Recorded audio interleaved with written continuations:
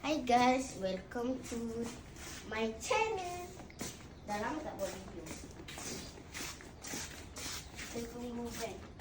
Ni first time datang pagi. First time datang pagi sebab baru setengah 4. Dah jam apa? Dah jam 4. Banyak. Anak.